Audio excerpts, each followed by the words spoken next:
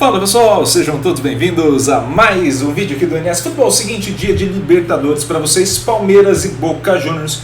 A gente vai direto para a análise. Antes, rápido recado, vocês já sabem, temos dois vídeos aqui, dois cards ao final desse vídeo. Um deles, vídeo recomendado pelo YouTube aqui do canal, que você mais vai gostar.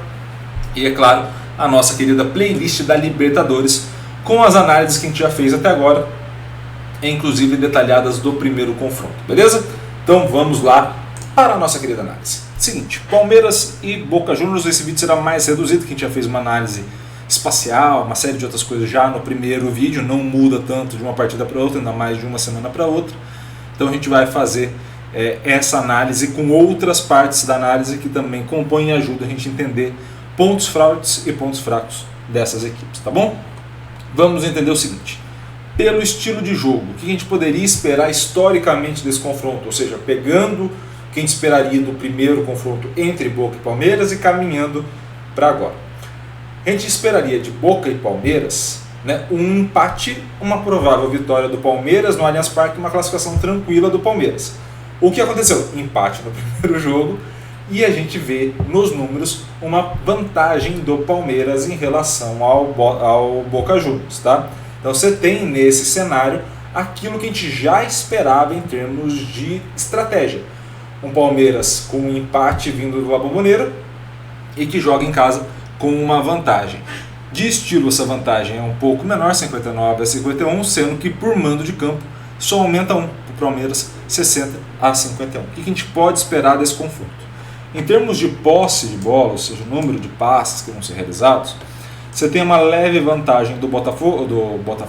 Eu acabei de fazer o Campeonato Brasileiro, eu estou com as equipes do Brasileirão na minha cabeça. Então, do Boca Juniors, você tem uma vantagem de posse, mas é muito pequena, tá? Então, provavelmente aquele 50-50, ou se o Boca Juniors abdicar de jogar de fato, possa até o Palmeiras ganhar um pouco mais de posse, mas a princípio você tem ali uns 50-50 de posse de bola, ou aquela variação de 55-45, dependendo da situação e dos minutos contados de jogo, tá?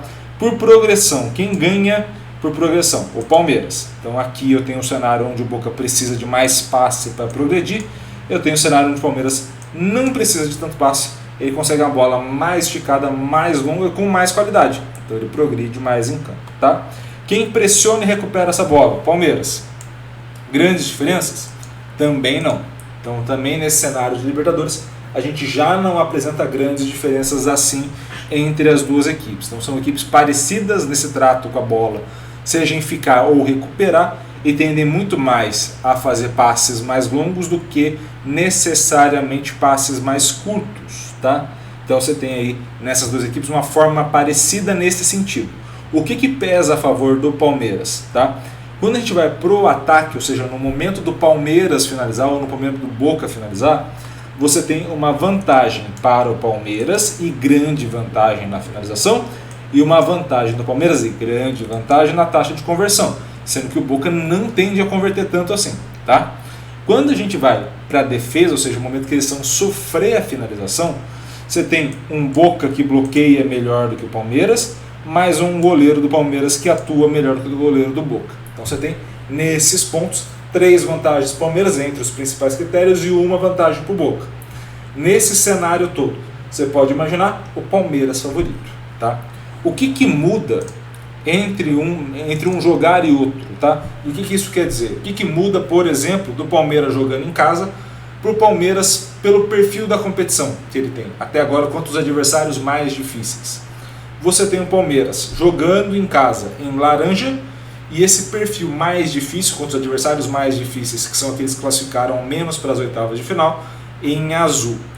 O que ter um adversário mais difícil implica para o Palmeiras jogando em casa? Você tem um pouquinho menos de velocidade de recuperação. Então você tem uma queda nessa velocidade de recuperação, você pode ver que o laranja está mais à frente que o azul. Você tem uma manutenção do passe e da progressão, ou seja, aqui não muda tanto. Eu acabo tendo menos velocidade para recuperar, deixo o adversário tocar um pouco mais de posse, mas eu tenho o mesmo número de passes. Iago, não faz muito sentido para mim. Basicamente, entre as grandes equipes eu tenho mais tempo de bola rolando, por isso que isso acontece, tá? O que acontece nesse cenário? Eu também tenho uma queda de finalização. Então, esse cenário de mando de campo, que inclui pelo menos 2 jogos contra equipes bem fracas, que não avançaram na Libertadores, você tem ali, contra adversários mais difíceis, uma queda ali presente. Além disso, você passa a ter uma manutenção dessa relação de proporção de gols, ou seja, o Palmeiras converte mais ou menos na mesma proporção, mas chuta menos. Quando você vai para a defesa, o goleiro defende basicamente a mesma coisa e você tem um aumento do bloqueio, ou seja, se eu não recupero tão rápido, eu me posto um pouco mais para trás, eu tenho mais jogadores atrás da linha da bola para me defender, isso faz com que eu aumente também o bloqueio contra equipes mais difíceis em relação a todos os jogos do Palmeiras jogando como mandante. E o Boca Juniors? Em laranja a gente tem jogando fora de casa, em azul contra as equipes mais difíceis, tá? Ou seja, o Boca Juniors tende a finalizar um pouco mais, tende a passar um pouco mais a bola, tá? E tende a recuperar um pouco mais rápido. Pô, Iago, então isso é muito bom, né? Médio. Por que é médio? Porque basicamente eu tenho a mesma taxa de conversão, a mesma defesa e tenho uma queda no bloqueio. Ou seja, se eu subo a linha, se eu fico um pouco mais com a posse, por exemplo, contra adversários mais difíceis, eu tenho ali, por isso que o overall dele não modifica entre uma situação e outra, eu tenho mais chutes, mas sofro mais chutes a gol. Ou seja, eu tenho uma queda no bloqueio e um aumento da finalização. Então um compensa o outro e os outros acabam não tendo tanto peso assim na hora de definir, tá? Além disso, o que a gente pode entender em termos não só de espaço, mas em termos de jogadores? Temos aqui um ponto extremamente positivo com o Everton, com o Gustavo Gomes, e aqui com o Murilo a gente já tem um ponto um pouco mais preocupante aqui, tá? O que eu estou chamando de ponto preocupante? Abaixo de 60 na nota, tá? Você tem aqui Zé Rafael 81, Veiga 100 fazendo uma grande Libertadores, um menino 54. Então aqui temos um segundo ponto. Arthur 100 fazendo uma grande Libertadores, Mike 74, tá? Se você colocar o Dudu aqui, por exemplo, você tem quase 2 100s aqui, um de cada lado. E o Rony numa fase mais difícil, jogando no ataque. Então você tem 3 jogadores aqui abaixo dos 60, tá? E quando a gente vai para a equipe do Boca Juniors, mas antes rapidinho, por espaço, é aquilo que a gente falou. Povoa-se mais a lateral, aqui pela direita, com a queda do Veiga, e aí você tem Veiga, Mike e Marcos Rocha. Na esquerda você tem a queda do Gabriel Menino e Piquerez, com uma ajuda do Rony por aqui, também além do Arthur que cai por essa parte, tá? Então você tem esses pontos positivos.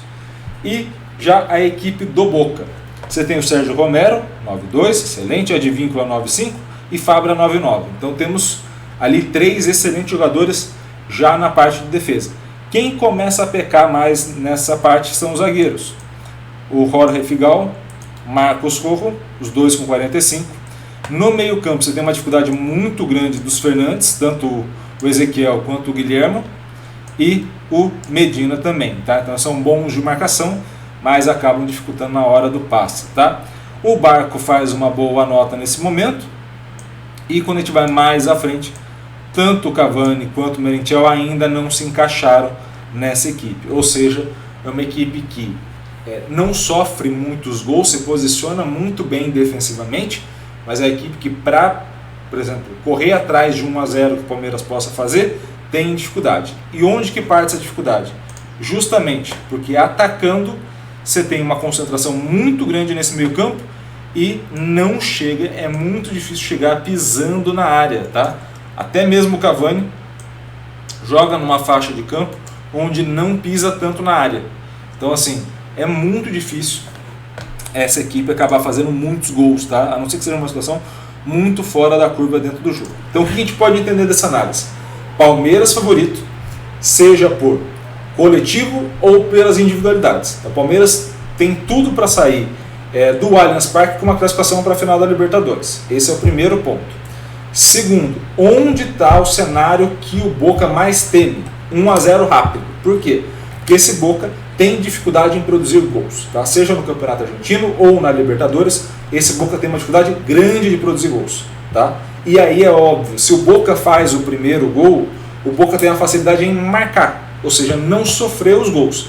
E aí o Palmeiras precisa não entrar no desespero, porque tem grande chance de ao menos um gol fazer pelos números que a gente vê do Palmeiras jogando em casa nessa Libertadores. Então assim, é um cenário de controle emocional para o Palmeiras e um cenário dos mais difíceis para a equipe do Boca Juniors, e por isso que esse jogo tende a ficar a classificação no Allianz Parque, a classificação com a equipe do Palmeiras, beleza?